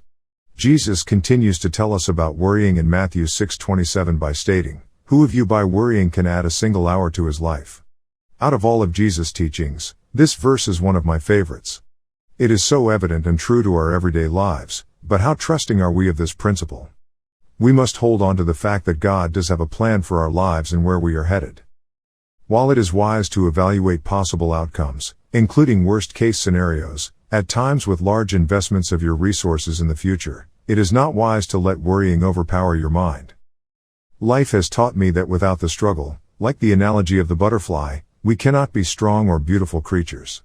Most of all, without our trials and the mysteries of life, we would never wonder or be amazed at the awesome power of God. Therefore, conquer your fears with faith and truth. Without the burning fire of our many problems, there is no fire of hope, strength, or faith. Without the struggles we face, we would not have the ability to live happily, and, like the butterfly, never have the chance to fly. Chapter 19. Imagine attending your own funeral. One of the best ways to gain inner peace in this life is to come to terms with impermanence, the fact that everything can and will change in life. This is the only thing that is assured to stay the same. In the spiritual sense, God is the only constant. This world is in a constant state of flux and, as the Buddha once said, you can't bathe in the same river twice. The river is always changing. Also, coming to terms with our own mortality can bring peace and understanding of what is. As humans, none of us have made it out of this world alive. As the Bible says, from dust we come and to dust we shall return. It is what happens between the start of the sentence and the ending period of our lives that counts the most, the space in between. In the journey to his enlightenment, the Buddha discovered 3 human conditions we all face, and these are universal truths: old age, sickness and death. Few can argue with the fact that we all face these the longer we live. Our world would be a better place if people came to better terms with these facts of the way things are and processed them internally. Imagine sitting at your own funeral, your remains up near the altar of the church. You, sitting in a middle-to-back church pew. What is said about you during the eulogy that is read? Who stands up and says something about the legacy you left behind, the lives you touched, the impact you made? Many Eastern cultures do the exercise of coming to terms with one's death so they can live a more meaningful life. In the same way, I bring this idea to you. Make a bigger difference now, realizing that your life is impermanent and you will not be here forever on this earth in the physical sense. Recently, I was watching one of those 90 facts I've learned in 90 years type of videos on social media, and one of the bits of advice was to write your own eulogy and funeral wishes, what you want said about you after you are gone. I found this to be a very powerful and meaningful exercise in dealing with the fact that one day, hopefully a long time from now, I will not be here. I encourage you to do likewise. This is not a morbid exercise I am suggesting, only a way to come to terms with life and its precious and brief nature. This helped me realize all I have done, am doing, and plan to do to change the world for the better in my own way for the time I am here. I have encountered many people who don't take their own mortality seriously until they have a health scare or another serious and life-threatening event occurs. Coming to terms with what is, again, can make the time we do have left in this world more powerful and meaningful in many ways. Chapter 20. Your New Normal. It is certain that life will throw you a curveball. A job change, a natural disaster, a death of a friend or family member, or any other new change in your life can and will happen, and things will never be the same. It is said, due to the changes that occur, you really can't bathe in the same river twice, and the fact is still that change will be the only thing that will remain the same in life. Expect it. When the tragedy of a loss or disaster occurs in your life, or, on the other hand, a new opportunity arises, keep in mind that there is no going back to normal. You will need to experience a new normal in your life and embrace that change. After all, trying to get back to old normal is a futile effort. Be adaptable and take life as it is, not as you might want to have it. In the E.L.C., a Lutheran church, during the communion part of our worship service we say, "Come as you are, not as you have to pretend to be." We do this because God accepts us where and how we are, not as God hopes us to be. Accept yourself and your circumstances as they are in the same way. There are 3 things you can do to make a new normal transition a better circumstance in your life. Accept it. Things will indeed be what they will be in life. The joy in this is the fact that things usually have a way of working themselves out. Don't fight this. Know that people are imperfect and expect them to let you down at times. Expect things to go wrong at times and don't expect perfection from imperfect sources. The saying that it is what it is rings true here. Take life as it comes. Accept what is. Harvest the best. There is a lesson in every circumstance. Are you learning from it or letting it ruin your joy? What are you letting your life and situations you encounter teach you?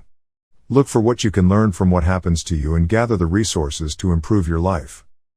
Forget the rest. Let go of the things that don't serve you well.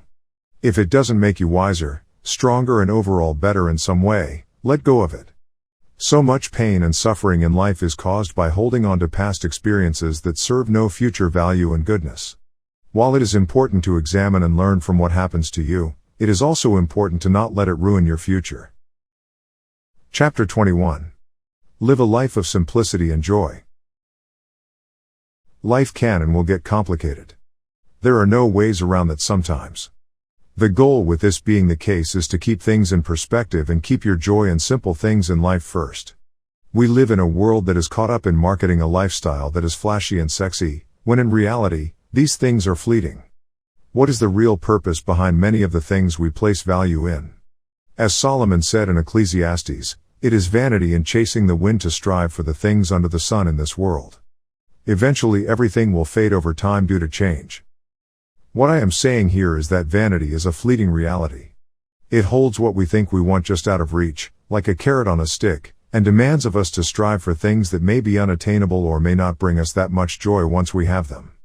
Consider our social media empires and the life they sell us that we should be living.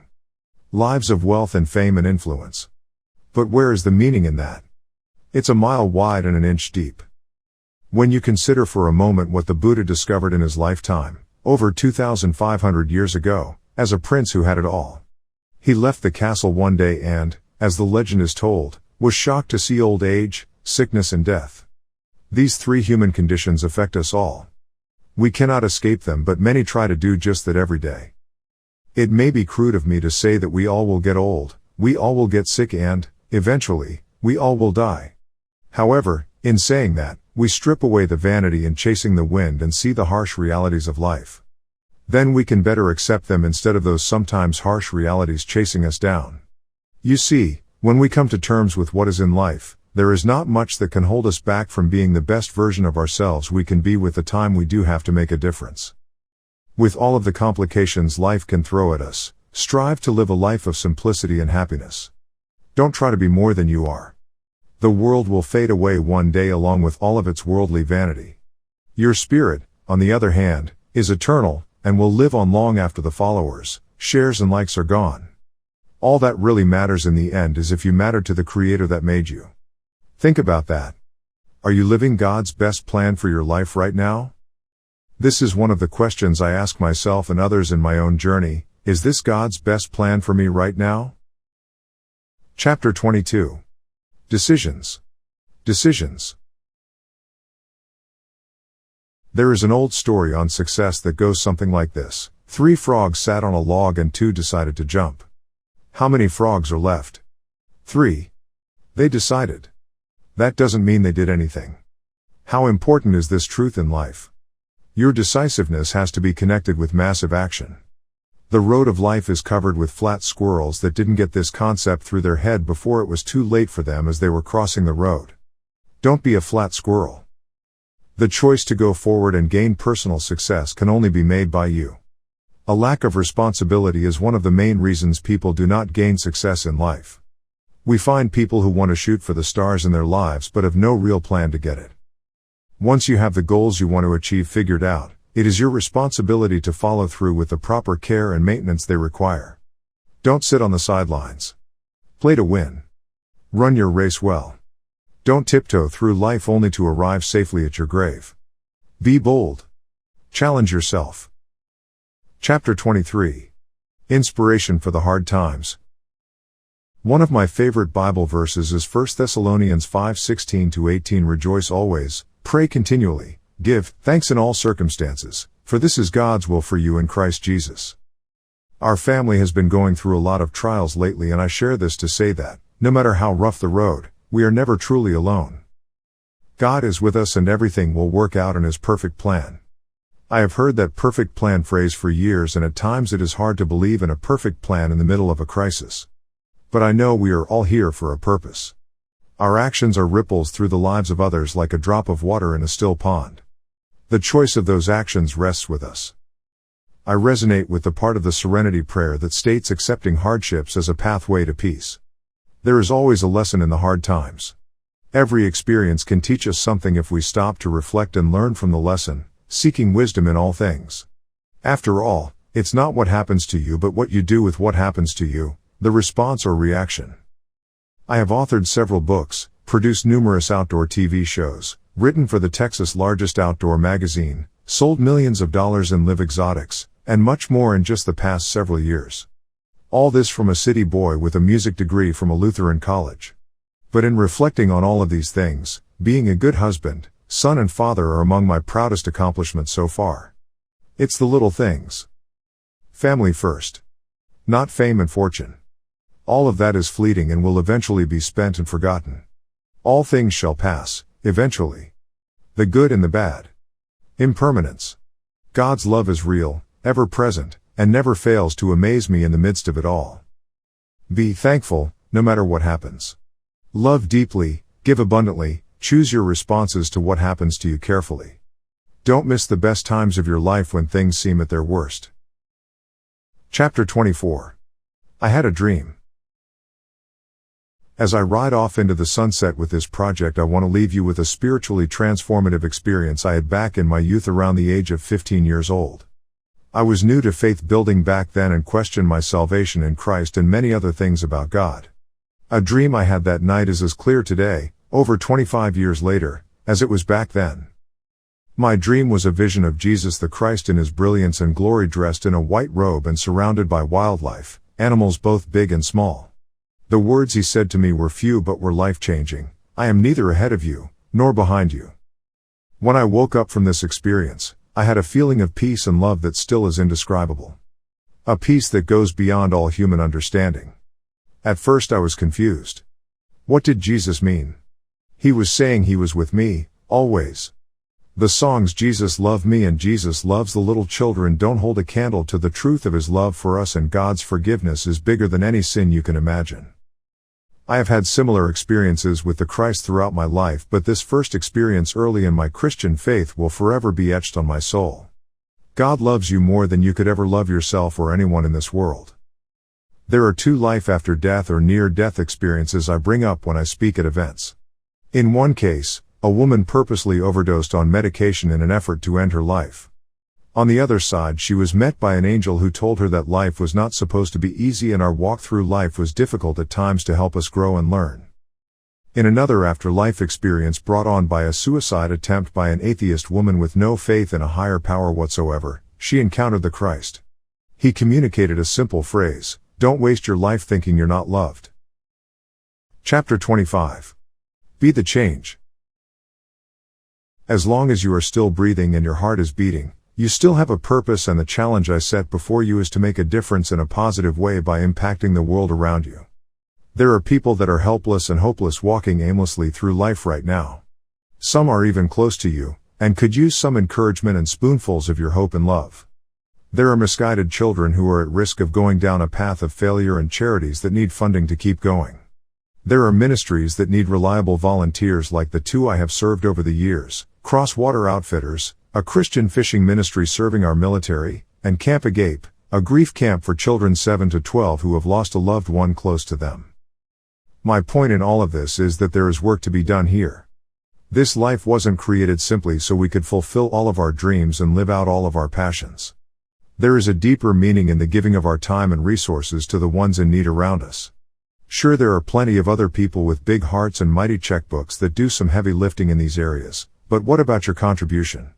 As another near-death experiencer was once asked on the other side of life by Jesus, "What have you done for your fellow man?" Just before my son Jackson was born in 2009, I hosted a few high school students on a bus trip from Texas to New Orleans, Louisiana for the Evangelical Lutheran Church of America's youth gathering entitled Jesus, Justice, and Jazz. There were so many great things about this event, but the part that drove the most meaning home for me at this gathering was the empowerment of service that the leadership and guest speakers at the event gave to the youth that attended. The most popular shirt worn at the service projects hosted in the local communities in this event simply had the words "Be the change," which was reminiscent of the famous quote by Mahatma Gandhi, "Be the change you want to see in the world." As we say in the sales profession, it's hard to be nervous when your heart is on service.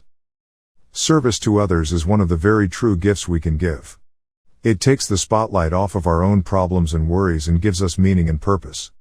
Sure, people could say they don't have any time to serve the local food bank, but find they have plenty of time to binge watch a new season of their favorite TV series on demand. Or they could say they don't have any money to give but find a way to get out their credit card and impulse buy meaningless and worthless items shopping online. Friends, at some point we have to take responsibility and give abundantly of ourselves and our resources to something bigger than ourselves, not just simply serve our own needs and desires. Mahatma Gandhi also once famously said, "The best way to find yourself is to lose yourself in the service of others." That is what I encourage you to do with your life.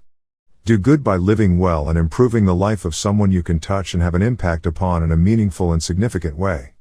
You don't have to look far or try very hard to find someone in need of the difference you can make, or a non-profit organization that can use your help. Grow bigger than your problems and see the lessons that are being taught by them. Be part of something bigger than you are. Grow to be the best version of yourself so that you will look back one day, somewhere deep in your future, and realize the person you have grown to be in the process of life. Remember, The question to ask is not how much a job pays or what something or someone can do for you in life. The question to ask is what you are becoming in the process of all of this living you are doing. After all, it is said that it is not the years of your life but the life in your years that really counts. Remember, you are deeply loved in this world and by the Creator of the universe. If God had a refrigerator, you can be assured that your photos and your finger paintings from kindergarten would be plastered all over the front of it by holy magnets. You are beloved more than you will ever know. God is holding you in the palm of His hand and will never let you go.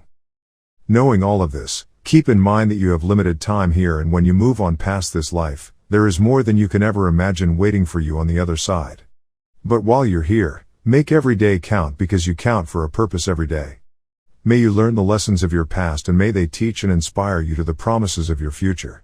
God bless you, my friend. Chapter 26. 12 Tips for Healthy and Empowered Daily Living. Life is a gift, don't abuse it. Remember that you have only one chance to live. So live your life to the fullest extent, and you will be thankful when you are older. Always be confident about who you are and never forget what you are capable of doing. Live with passion and never forget how important you are to the lives you touch every day. Dustin von Warnke. 1. Live with purpose and meaning. Make sure that you have a clearly defined direction and game plan set in your life. Have a purpose and meaning for every single major task you do in your personal and professional life. 2. Eat well and exercise frequently. We all know we should eat well, so I will not go too far into the nutritional details of what you should be putting into your body. When there are fresh healthy meal choices and less healthy processed food choices around you, choose wisely. Just like the fact that what we think about is what we become, what you eat is what you also shall become. Try to mix fresh and healthy into your life, and your body, mind and spirit will most likely be clearer and more energetic as a result. Make it a point to develop an exercise plan in your weekly routine if you do not already have one. You may want to consult with your doctor if you have any questions about the kind of exercise you may need or how much you should exercise in a week. It is usually recommended to do cardiovascular exercise for 20 to 60 minutes, 3 times a week. It is also recommended to do some kind of resistance training weekly, such as lifting weights, even if you don't wish to become a shredded-out bodybuilder. Both cardio and resistance workouts help the body burn calories, get rid of impurities, and bring the body into an overall healthy state of being. The stress relief I gain from going to the gym 3 to 5 times a week is immeasurable as well. Some people never get to know this kind of joy. 3. Concentrate on what matters. Eliminate what is holding you back. Learn to take out the trash in your mind, body, and soul. Keep away from things that will bring you away from achieving lasting success in your life. This may sound simple, but don't miss it. Live to the best of your abilities by concentrating on what matters in your life and developing a direction, focus, and plan of action for attaining and keeping the first things first. Remember that direction is more important than speed. If you concentrate only on how fast you are going towards a goal in your life, who knows where you might end up. 4. Manage your time effectively and efficiently. Concentrate on priorities and develop a sense of urgency with them. If you get sidetracked, constantly tell yourself things such as, I've got to get back to this task. I will finish this project by its deadline. Schedule your time by the hour or quarter hour and become an efficiency pro. You can always earn back money you lose in many circumstances, but you really can't get back time you waste or lose to something else. Time is a precious commodity. Don't squander it.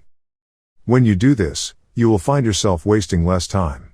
When you learn many things from each situation you find yourself in, whether it be good or bad, you will also see yourself grow even more. By rejecting the onset of negative feelings or, if that is impossible, accepting and processing them, you set yourself up for peace of mind and an empowering, optimized life. The most successful people in life may not have everything in their lives together, and no one does in reality. But they have a direction that they have chosen and have worked diligently in being the best version of themselves. 5. Conquer your stress. For stress management, learn simple ways to simplify your personal and professional life. Keep a positive perspective. Try not to make mountains out of anthills. Remember, take life one day at a time and enjoy one moment at a time. The present is all you really have to live in, so live in the moment, mindful of the now. With the new technologies of our times, look for ways to simplify the time you spend on tasks that you must do every week or month, especially the less desirable things. Also, where it can be done, take advantage of automating those less desirable activities. Don't take on more than you can handle. Learn to share your responsibilities and better manage your life. Make time in your days to engage in meaningful and practical activities that you enjoy. 6. Live with peace and calm. Give yourself time to be alone in silence and let your mind go to work to help you live a better life. Spend time meditating and clearing your mind. Our souls were designed to live in peace and calm. The world we live in today has made doing this more difficult than ever before. Stress factors are everywhere, even in places we escape to like movies and music. There are more distractions and rabbit holes we can venture into than ever that can steal our time. The problem with distractions is they can steal our peace and joy as well. Guard your time and cherish it well. Mother Teresa once said, "We have not come into the world to be a number, we have been created for a purpose, for great things, to love and be loved." Remember love in all you do. Love is the most powerful emotion in the universe. 7. Never stop the process of learning and setting goals for yourself. There are always better ways to do things in life. Make it a mission to always keep looking for these better ways to improve, especially in the most trying of times. Always keep an open-minded view about the world around you and the people in it, and never forget that we are all creatures created to continually grow in new ways and to learn new things. Find the beauty, meaning, purpose, power, and love for what you do, and never lose the hope and faith around the fact that God loves you. 8. You teach others how to treat you. We ultimately hold the key to the way that others choose to treat us. We don't want to become totalitarian dictators, nor do we want to be complete pushovers, because each of these positions offers several disadvantages. Teach other people the way that you want to be treated by being assertive with what you want and basing your actions on truth and value, even when a situation tempts you to do otherwise. While compromise is important, being a pushover or putting up with someone else's garbage isn't. Enough is enough. Take charge of the quality of your relationships.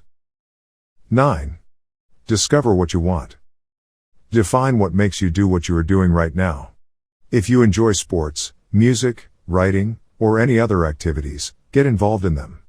Do not just stand on the sidelines of life, get in the game. True dreamers are doers. Find your passion and live in it.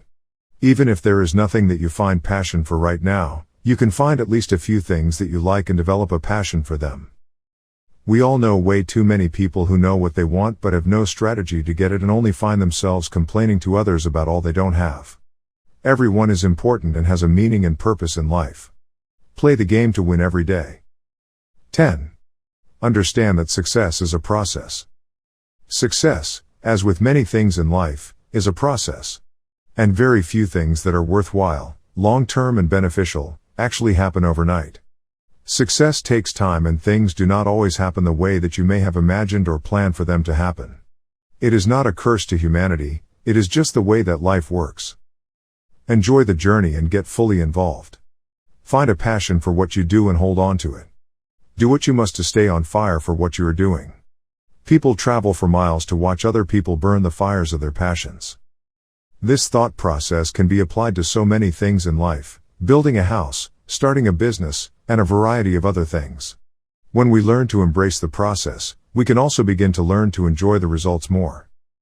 11. Find significance and meaning in everything that you choose to do. It is not only important to be successful in discovering what you want, but you also have to empower yourself with the ability to do better and be better with what you are doing. Success is a continuous process. It is a ball that you start rolling and must keep in motion. You have to understand and appreciate the fact that success is a process, but also know that it is a process that never ends. There is no destination in life, it's all a journey. People who do what they love and love what they do usually do not get tired or burnt out on doing what they do. If you want to kill every trace of passion, romance, and love for your life, do everything for money and nothing else. If you want to keep passion, romance, and love, find several other reasons for living your life and making a difference by empowering others around you to do the same. 12. Live your life rejecting fear and unhappiness. It is human nature to be imperfect, and, even though our society sometimes puts on the face that there are some people who have it all together and don't make mistakes, Everyone has their own faults. Everything that you will do in life will not always be 100% perfect or fair. That is just the way of the world. Yet, as I have stated here a few times, you have to push away the tendency to feel negatively about the world around you. This is often very difficult if you are used to feeling sorry for yourself or feeling that nothing will ever go your way. Begin to find good things to grow from and be grateful for in virtually every situation you face. About the author.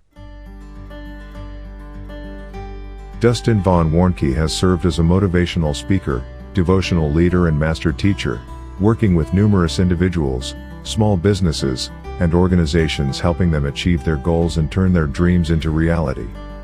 He earned a bachelor's degree from Texas Lutheran University in 2002. Go Bulldogs! He has hosted hundreds of YouTube videos and TV shows, as well as bi-weekly podcasts, and authored paperback books, ebooks, blogs and feature articles for regional and national print and online publications. Dustin's goal in all he does is to inspire others to do great things in life and serve others while living with love, joy, purpose, meaning and significance. End credits.